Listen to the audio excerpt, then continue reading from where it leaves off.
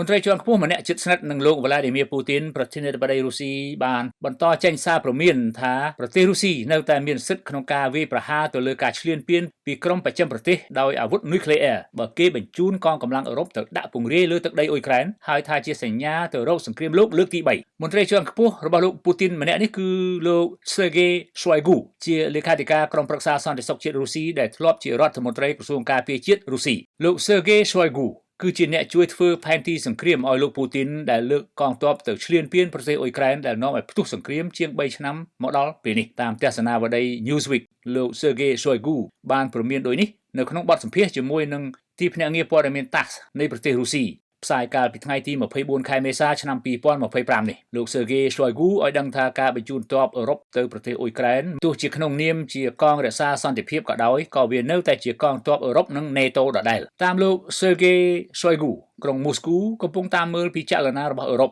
នៅក្រោមពាក្យថាក្រុមចម្រុះសុឆន្ទៈស្អីគេនោះវាជាកម្លាំងទ័ពមួយលាក់ខ្លួនធ្វើជាកងកម្លាំងសន្តិភាពតែធៀបពិតវាជាកងកម្លាំង NATO អឺរ៉ុប